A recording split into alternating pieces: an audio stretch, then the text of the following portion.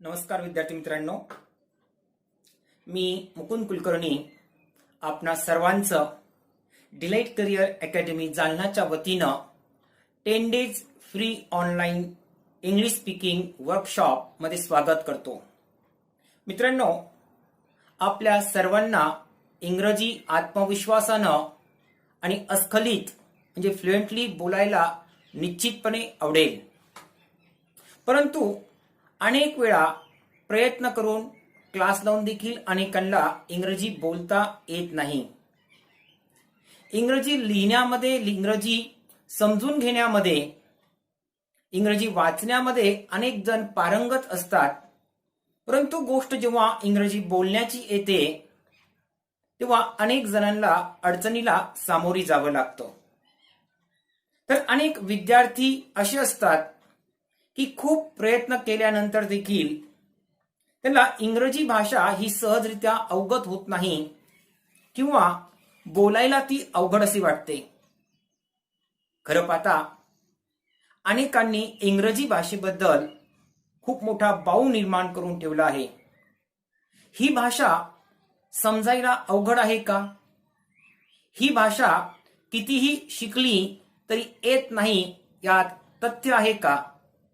तर मित्रांनो, हे पूर्णतः सत्य नाही।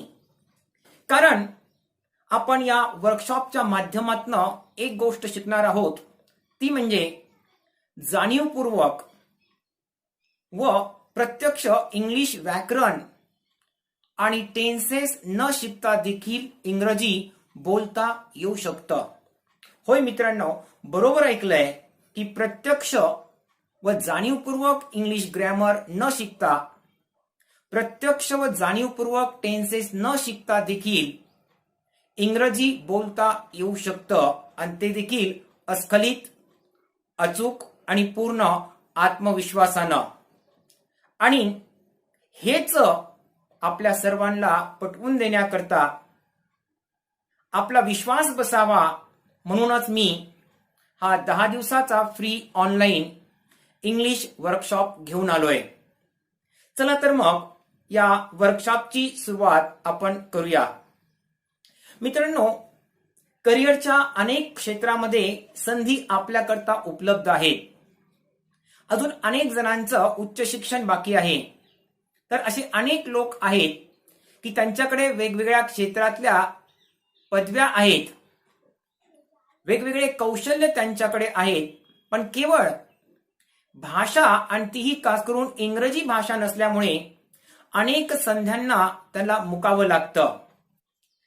म्हणजेच इंग्रजी ही भाषा ही अनेक क्षेत्रामध्ये कवाडे खुली करून देणारी भाषा ही आपल्याकरता ठरते। या अगोदरच म्हटलं जायचं, English is the window to the western world.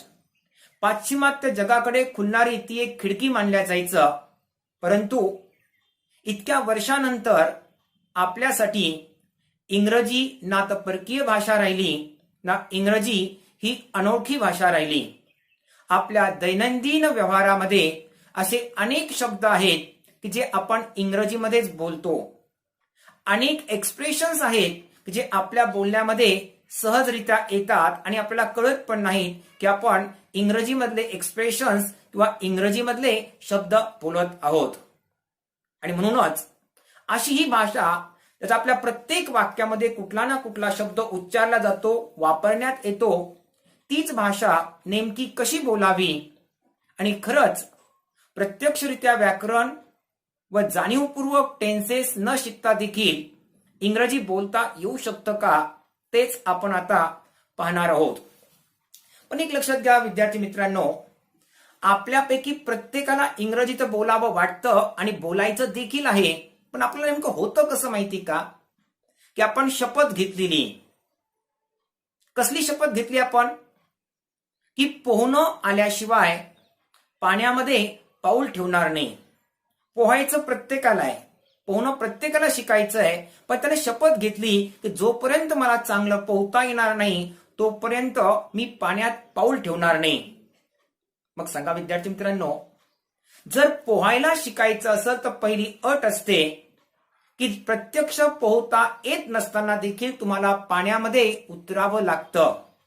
अगदी भाषेच्या बाबतीत देखील तेच असतं की असा अट्टहास करून चालत नाही की जोपर्यंत मला अचूक आणि पूर्णतः इंग्रजी बोलता येणार नाही तोपर्यंत मी इंग्रजी बोलणारच नाही, असं जर आपण अट्टहास करू लागलो किंवा आपण याच गोष्टीवर अडून बसलोत तर आपल्याला इंग्रजी कधीच बोलता येणार नाही.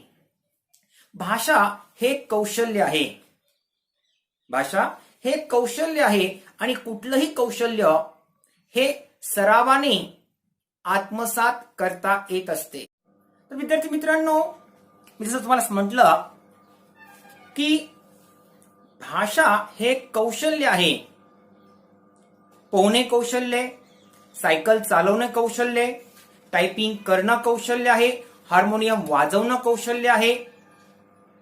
अगदी त्याचप्रमाणे एखादी भाषा बोलणे, लिहिणे, वाचणे हे देखील कौशल्य आहे. आणि जगातलं कुठलंही कौशल्य हे जर सरावातनं आत्मसात करता येऊ शकत असेल तर भाषा का नाही. फक्त आपल्याला या ठिकाणी काही मुद्द्यांकडे लक्ष द्यावं लागेल. समजा तुम्हाला सायकल शिकायची आहे. असं आपल्यासोबत कधी घडलंय का की एखादी व्यक्ती पहिल्याच दिवशी सायकलवरती बसले आणि व्यवस्थितपणे सायकल चालवायला लागली? नाही आलं असं. किंवा चालणे हे देखील एक कौशल्य आहे.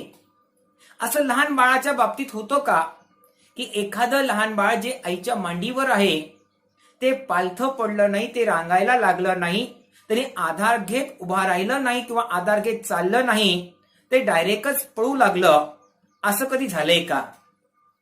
नाही. मग काय होतं? सायकल जर आपल्याला शिकायची असेल तर आपल्याला कोणीतरी सायकल शिकवणारी व्यक्ती असते. ती व्यक्ती त्या सायकलचं हँडल आणि सायकलचं जे कॅरियर असते त्याला पकडते, आपल्याला सायकलवर बसवते आणि सायकल शिकवत असताना काही सूचना आपल्याला करत असते. पण होतं का या ठिकाणी माहिती का की सायकल चालवायला शिकत असताना जी व्यक्ती आपल्याला सायकल शिकवत असते ती काही सूचना करते. तिने सांगितलं समोरच्या चाकाकडे बघ, तर आपण समोरच्या चाकाकडे बघतो, पण त्यावेळेस आपले जे पाय असतात ते पॅडलवरती स्थिरावतात, पॅडल आपण फिरवत नाही. मग ती व्यक्ती सांगते पॅडल फिरव. पॅडल फिरवत असताना आपण पाय फिरवताना आपली नजर पॅडलकडे जाते आणि मग सायकल आपली डाव्या साईडला झुकू लागते. आणि मग हळूहळू ती व्यक्ती आपल्याला एक एक सूचना देते आणि मग ती सूचना आपण समजून घेत आत्मसात करण्याचा प्रयत्न करतो.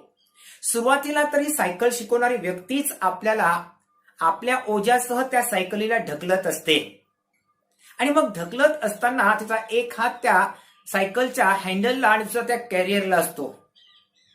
आणि मग हळूहळू ती व्यक्ती काय करते, तिचा हात त्या हँडलवरनं काढण्याचा प्रयत्न करते आणि त्या व्यक्तीनं जेव्हा सायकलचा हँडलचा हात काढण्याचा प्रयत्न केला, आपली सायकल, आपलं हँडल डुगडुगू लागतं.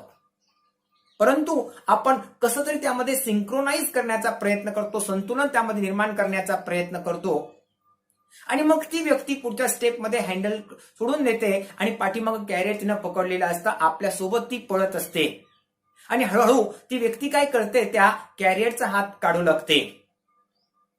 आपल्याला हा विश्वास असतो की जी व्यक्ती मला सायकल शिकवायली आहे ती मला पडू देणार नाही.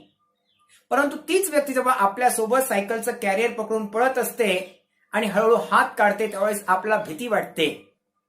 पण ती व्यक्ती सायकल शिकवताना कॅरियरचा हात काढून घेते, आपण एकटेच पुढे चाललो असतो, तोपर्यंत आपण आत्मविश्वासानं सायकल चालवत असतो, जोपर्यंत आपल्याला हे माहित नसतं की जो मला सायकल शिकवायला आहे त्या व्यक्तीनं कॅरियरचा हात काढून घेतला आहे. पण ज्या क्षणाला आपल्याला ही जाणीव होते की त्या व्यक्तीनं सायकलचा कॅरियरचा हात काढला आहे, अचानक आपल्यातला आत्मविश्वास ढासळतो आणि अनेक वेळा आपल्यातले सायकलसह पडतात. परंतु ह्याच गोष्टी आयुष्यभर होत नाही. आज देखील जेव्हा तुम्ही आम्ही सायकल चालवत असतो तर आज आम्ही समोरच्या चाकाकडं किंवा पॅडलकडं पाहत नाहीत, कारण एकाच वेळी ह्या सगळ्या गोष्टींचं सिंक्रोनायझेशन आमच्यामध्ये आलं आहे, कारण हे सरावातनं ह्या गोष्टी आम्हाला आत्मसात झाल्या आहेत. टायपिंगचंही तेच असतं, हार्मोनियमचंही तेच असतं. एवढंच काय, ज्याला आपण पाककला म्हणतो, घरातल्या स्वयंपाकाचं देखील तेच असतं. हे सगळे कौशल्य, पोहण्यासारखं कौशल्य आम्ही सरावातनच शिकत असतो, आत्मसात करत असतो. आणि म्हणूनच भाषा हे देखील कौशल्य म्हणून जर आम्ही सरावातनं ते आत्मसात केलं, लिसनिंग, रायटिंग, स्पीकिंग, ह्या सगळ्या जे कौशल्य आहेत याचं सिंक्रोनायझेशन केलं तर आम्हाला देखील इंग्रजी उत्कृष्टरित्या समजू शकतं. आम्ही देखील इंग्रजी उत्कृष्टरित्या लिहू शकतो आणि त्याही पेक्षा आम्ही देखील इंग्रजी उत्कृष्टरित्या बोलू शकतो. हे आपल्याला खरं करून दाखवता येऊ शकतं. पण काय होतं, अनेकाच्या मनामध्ये हे असं ऐकायला बरं वाटतं, त्याहीपेक्षा सांगायला सोपं असतं, ऐकायला बरं वाटतं, पण प्रत्यक्षात उतरत असताना असं कधी घडत नाही. अनेकांना असं वाटतं मी 12वी पर्यंत, आम्ही ग्रॅज्युएशन पर्यंत आम्ही इंग्रजी शिकलो आणि आजची पिढी तर अगदी ज्युनियर केजी पासूनच, काही जण पहिलीपासून इंग्रजी शिकत आहेत. तरी पण अनेक विद्यार्थ्यांना ही भाषा अवघड वाटते आणि काही विद्यार्थ्यांच्या बाबतीमध्ये असं घडतं की त्यांना 10वी 12वीच्या बोर्डामध्ये देखील 100 पैकी 95 पेक्षा अधिक मार्क्स मिळतात. काही विद्यार्थी 97, 98 मार्क्स इंग्रजीमध्ये घेतात. But when it is a time to speak fluently and accurately they hesitate. जेव्हा बोलण्याचा, ॲक्युरेटली आणि फ्लुएंटली बोलण्याचा त्यांना वेळ येते, किंवा जेव्हा when they are asked to express themselves on any general topic, when they are asked to express themselves on any general topic, most of them are unable. परंतु अशा कुठल्याही जनरल टॉपिक वर त्यांना ओपिनियन जर मांडायला सांगितलं तर बऱ्याच वेळा ते असमर्थ ठरतात. दुसरी गोष्ट काय असते माहिती का, आता मला असे अनेक प्रसंग येतात, कुणाकडे गेलं की नाही हो आमचा मुलगा, आमची मुलगी इंग्लिश मिडियमला आहे, CBSE ला आहे, आणि मग तिला बोलवतात, काय म्हणतात, काकासोबत इंग्रजी बोल, किंवा मला सांगतात सर तुम्ही तिच्यासोबत इंग्रजी बोला ना. हे असं नसतं. कारण व्यक्ती कुठलीही भाषा बोलत असेल, पण तेव्हा त्याला जाणीवपूर्वक ते बोलायला सांगितलं जातं, तर कुठल्याही व्यक्तीला संकोच वाटत असतो. आणि म्हणून ह्या सगळ्यांचा विचार केल्यानंतर काही प्रश्न, काही मुद्दे आपल्या समोर येतात की खरोखरच इंग्रजी संभाषणामध्ये काय अडचणी असतात, किंवा तुमच्या माझ्यासोबत असं का घडतं की आम्ही प्रयत्न करून देखील अनेक वेळा इंग्रजी अस्खलितपणे बोलू शकत नाही, किंवा एखादी भाषा, आणि खास करून ती इंग्रजी सारखी भाषा असेल, ही भाषा शिकत असताना, आत्मसात होत असताना नेमक्या काय प्रोसेस घडतात, काय प्रक्रिया घडतात, हे जर आपण एकदा माहीत करून घेतलं, आणि कोणतीही भाषा शिकत असताना त्या पाठीमागचं जर आम्ही शास्त्र समजून घेतलं, सायन्स समजून घेतलं, तर जेव्हा मी असं म्हणतो ना की व्याकरणाशिवाय प्रत्यक्ष व जाणीवपूर्वक इंग्रजी व्याकरण व टेन्सेस न शिकता देखील इंग्रजी भाषा बोलता येऊ शकते, हे तुम्हाला निश्चितपणे पटेल. काय घडतं तुमच्या माझ्या बाबतीमध्ये जेव्हा आम्ही इंग्रजी बोलायचा प्रयत्न करतो? एक पिढी त्याचं पूर्ण शिक्षण हे मराठी माध्यमातनं किंवा मातृभाषेतनं झालं, किंवा सेमी इंग्रजीमधनं झालं. ह्या आमच्या पिढीसोबत काय घडलं, काय घडतं आपल्यासोबत? We are in habit of thinking in our mother tongue, that is Marathi. आपण काय करतो, जे वाक्य मला बोलायचं आहे, प्रथमतः मी त्याला मराठीमध्ये विचार करतो, मला काय बोलायचंय.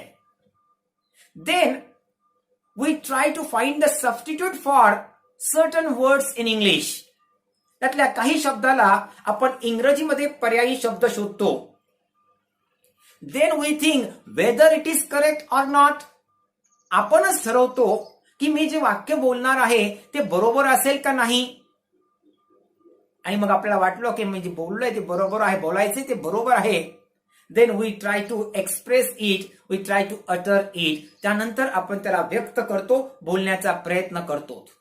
हे तुमच्या माझ्यासोबत घडतं. दिस इज कॉल्ड ट्रान्सलेशन मेथड. याला आपण भाषांतर पद्धती म्हणतो. तुम्हाला जी आजपर्यंतची सवय आहे ना, मी त्या सवयीला मोडणार नाहीये. उलट जी सवय तुमच्या अंगी वळणी पडली आहे त्याच सवयीच्या माध्यमातनं प्रत्यक्ष व जाणीवपूर्वक इंग्रजी व्याकरण आणि काळ न शिकता देखील आपण इंग्रजी बोलायला शिकणार आहोत. तत्पूर्वी कोणतीही भाषा, आणि खास करून आपण ज्याला सेकंड लँग्वेज म्हणतो, कारण आपली मातृभाषा ही आपली फर्स्ट लँग्वेज असते. And first language is never learn by anybody.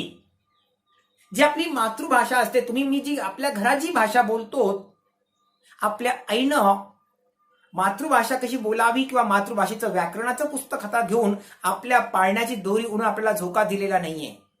चल आज मी तुला नाऊन शिकवते, आज मी तुला व्हर्ब शिकवते असं म्हणून आपल्या आईनं आपल्याला मातृभाषा शिकवली नाही. ही जी मातृभाषा आम्ही शिकलो आहोत ना, आम्ही शिकलोच नाही मुळात. आश्चर्य वाटतं ऐकायला, पण मुळात आम्ही आमची मातृभाषा बोलायला शिकलोच नाहीत.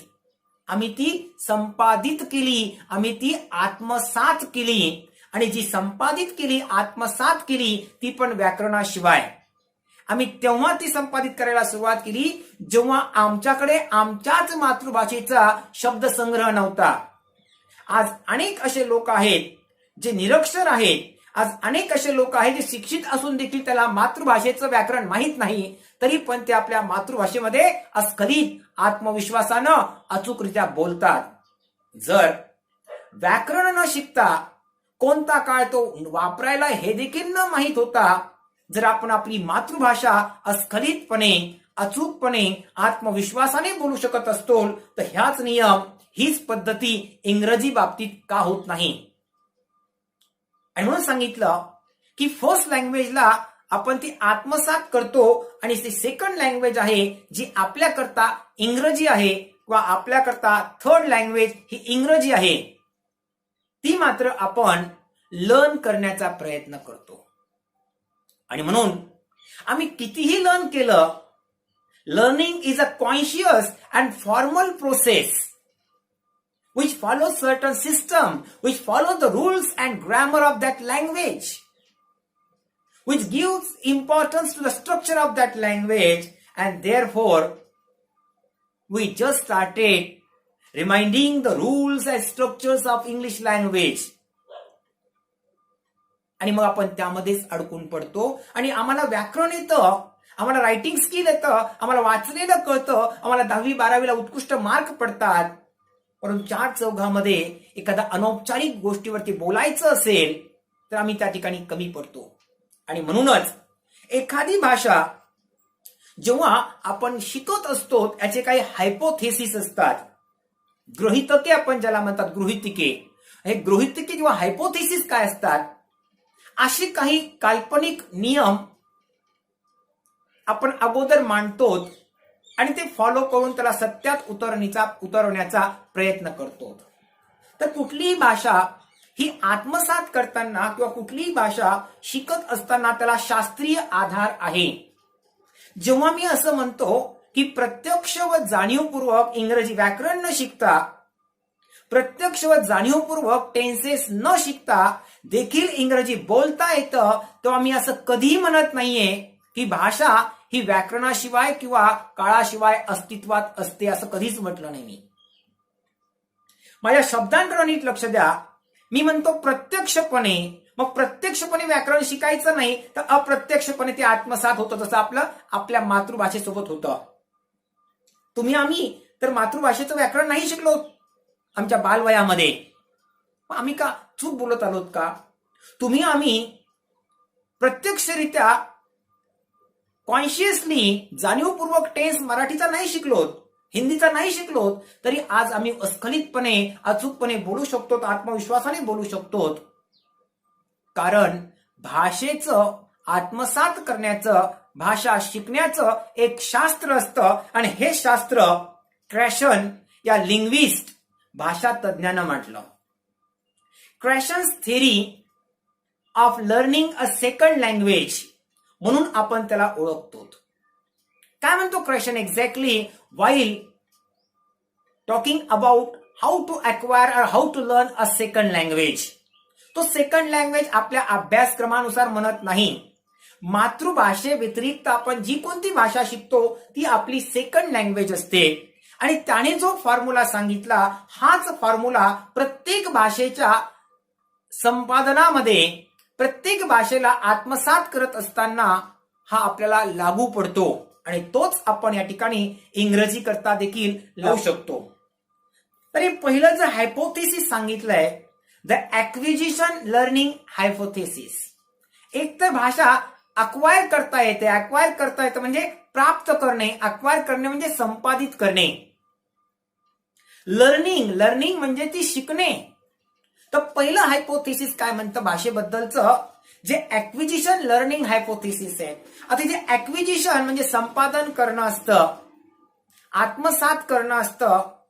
तर product acquisition is the product of subconscious mind. नीट लक्षात घ्या, acquisition is the product of subconscious mind. म्हणजे ऍक्विजिशन जे असतं हे अपचेतन मनाचं प्रोडक्ट आहे. म्हणजे एखादी व्यक्ती ती कुठल्याही शाळेत गेलेली नाही, काही नाही, निरक्षर आहे, परंतु ती जर मराठी भाषिक असेल तरी ती हिंदी चांगल्या प्रकारे बोलते. ती हिंदी भाषिक व्यक्ती असेल तर ती मराठी चांगल्या प्रकारे बोलते, कारण ती भाषा त्या व्यक्तीनं अक्वायर केली, त्या सबकॉन्शियस माइंडनं ती अक्वायर केलेली आहे. म्हणून ऍक्विजिशन आपण ज्याला म्हणतो संपादन किंवा आपण आत्मसात करणं असं म्हणतो की acquisition is the product of subconscious mind. ते सबकॉन्शियस माइंडने होतं. द प्रोसेस काय असतं acquisition? The process of children undergo when acquire first language. लहान मुलं त्यांची मातृभाषा कशी शिकतात? The process the children undergo while acquiring first language. लहान मुलं भाषा शिकत नाहीत, ते अक्वायर करतात. तीच प्रोसेस आपल्याला इथं इंग्रजी शिकताना करायची. त्यांचा खूप काळ हा ऐकण्यामध्ये जात असतो. ते कसं अक्वायर करतात. मग लर्निंग मध्ये काय असतं? मग भाषा अक्वायर करावी की भाषा लर्न करावी? मी जी पद्धती तुम्हाला सांगणार आहे that is acquiring a language and following the grammatical rules, following the structures or following the tense when we try to learn language, that is a learning a language. But learning a grammar means knowing about the grammar, not knowing the language. And acquiring the language means knowing about the language, not about the grammar. हा फरक लक्षात घ्या. आणि म्हणून ही जी learning असते, learning is the product of formal instructions. Learning मध्ये काय होतं? Learning is the product of formal instruction असतात. त्यामध्ये rules are there and it comprises. ती कशापासून बनते? Learning is a product of formal instruction and it comprises of conscious process. Conscious process असते. आणि म्हणून होतं काय? मी आतापर्यंत इंग्रजी भाषा शिकत आलो. We have been trying to learn language instead of acquiring it.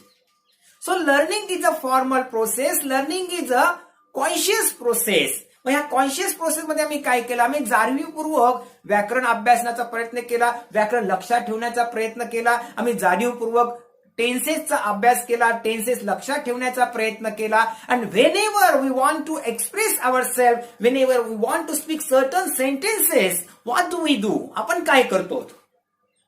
आपण अशा परिस्थितीमध्ये कॉन्शियसली अँड डेलिबरेटली, जाणीवपूर्वक म्हणजे डेलिबरेटली, कॉन्शियसली जाणीवपूर्वक आणि डेलिबरेटली म्हणजे मुद्दामपणे, सॉरी चुकला शब्द, डेलिबरेटली मुद्दामपणे, कॉन्शियसली जाणीवपूर्वक आपण या नियमांना वापरून बोलण्याचा प्रयत्न करतो. आणि मला आपल्याला असं वाटतं की एखाद्या मशीन प्रमाणे हे सगळे रूल्स आपल्याला आठवावेत. आणि म्हणून अनेक लोकांचं असं मत होतं की जोपर्यंत एखाद्या भाषेचं आपल्याला व्याकरण येत नाही तोपर्यंत आपल्याला इंग्रजी बोलता येऊ शकत नाही, असं काही जणांचं ठाम मत आहे. आणि मी मात्र या उलट म्हणायलोय की जाणीवपूर्वक प्रत्यक्ष मुद्दामपणे व्याकरण न शिकता, मुद्दामपणे जाणीवपूर्वक काळ न शिकता देखील इंग्रजी बोलता येतं. कारण ती भाषा शिकण्यापेक्षा आपल्याला ती अक्वायर करायची, ती आत्मसात करायची, ती संपादन करायची आहे. आणि म्हणून की हा जो क्रेशन नावाचा लिंग्विस्ट भाषा तज्ञ आहे, तो म्हणतो की learning is less important than acquisition. Learning is less important than acquisition means acquisition भाषा संपादित करणं, आत्मसात करणं is more important than learning a language. But we give importance only to rules, only to grammars, only to structure, only to learning process. And therefore, we are either good readers or we are good writers, but we are not good speakers. That is the outcome of learning process. दुसरा आहे monitor hypothesis. हा जो monitor hypothesis असतो,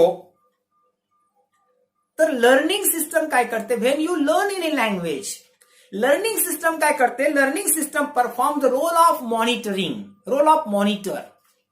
learning system काय करते, when you try to learn a language, when you try to learn a language, you try to know about rules, you try to know about structure, you try to know about vocabulary, we try to know about the tenses. And whenever you want to express, you want to speak certain sentence, you try to recall the rules and apply the rules because it is a conscious process.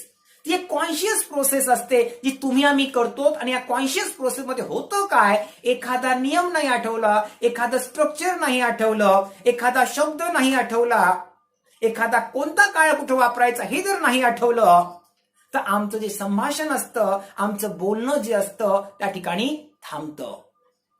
आमचा आत्मविश्वास कमी होतो, आमच्यामध्ये एक नैराश्य निर्माण होतं. आणि आत्मविश्वास एकदा गमावला की मग आपण तेवढ्या अस्खलितपणे, अचूकपणे ती भाषा बोलण्याची हिंमत करत नाही.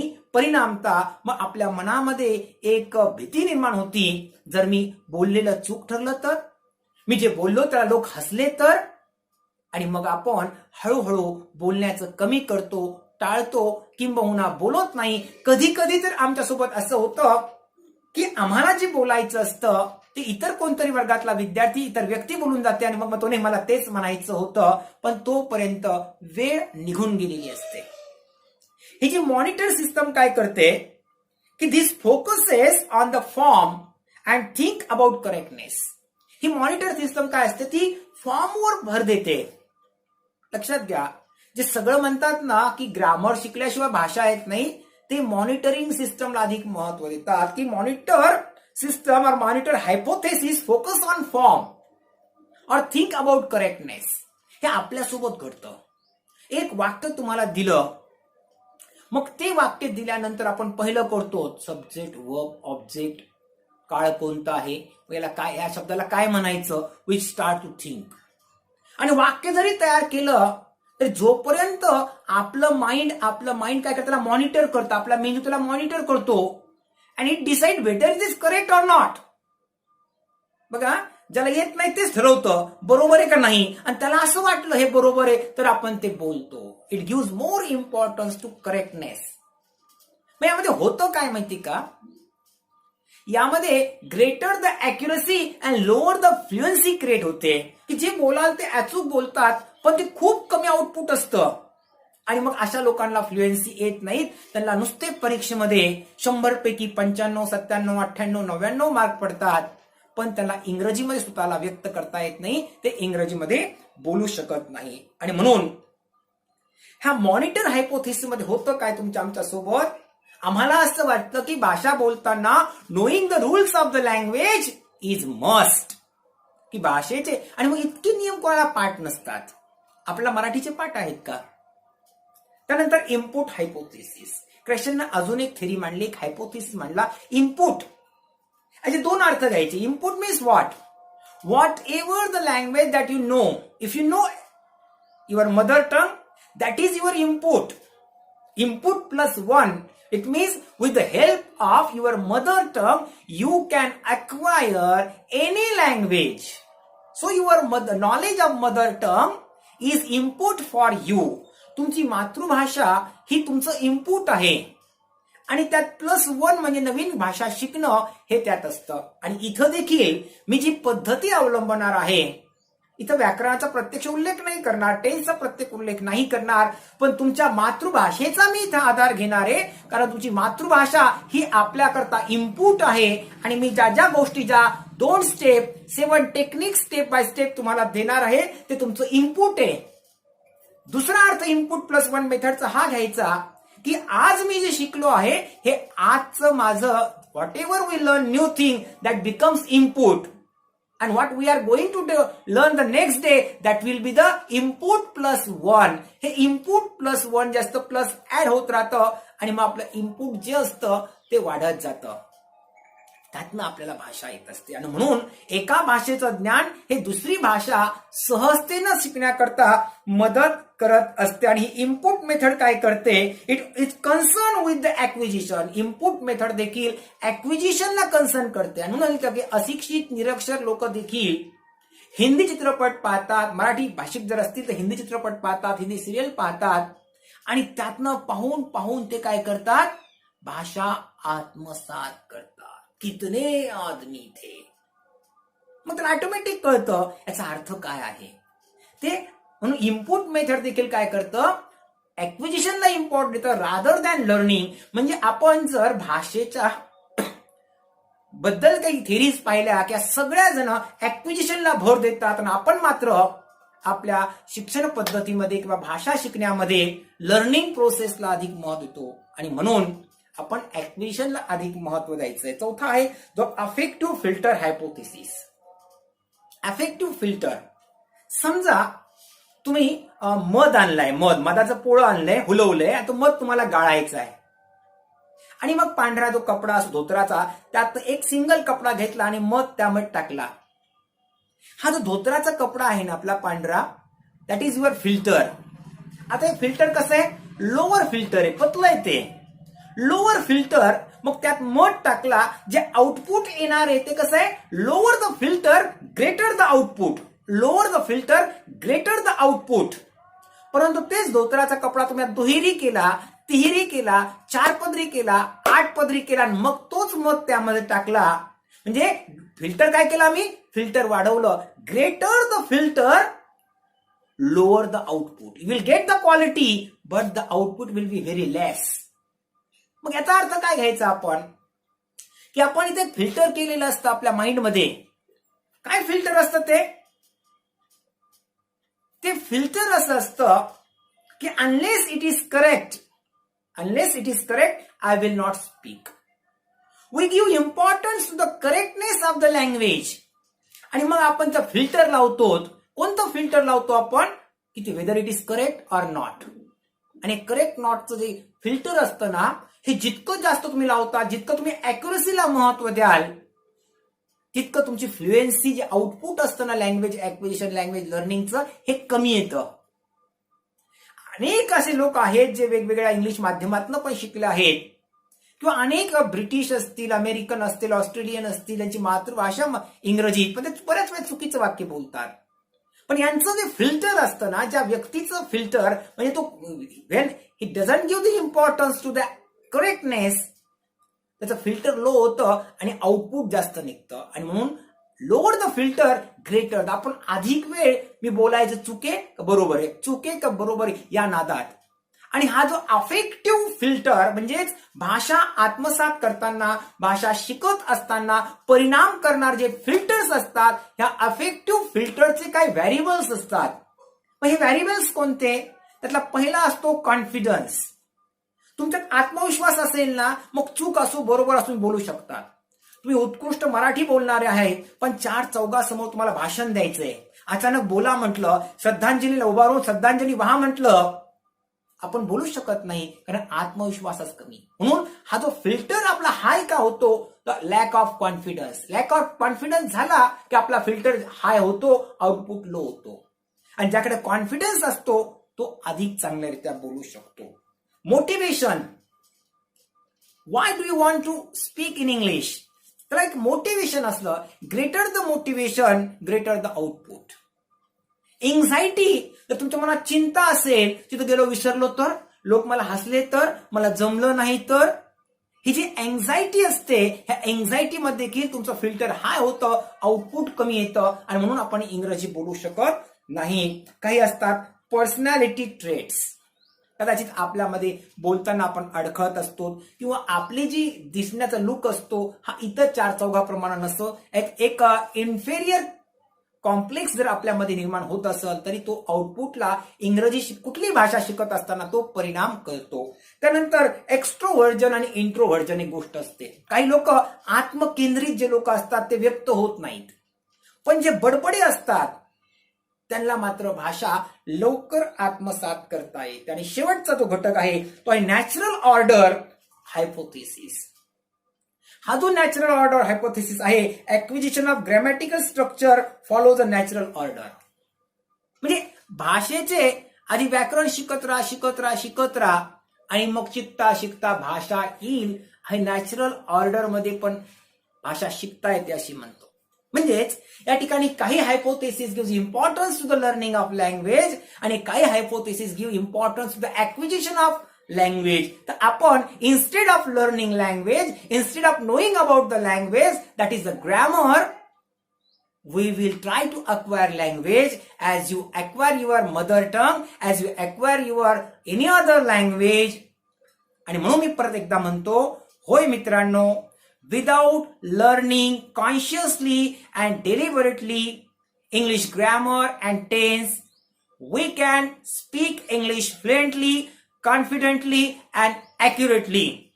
हे शक्य आहे. and that is also with the help of 2 steps and 7 techniques.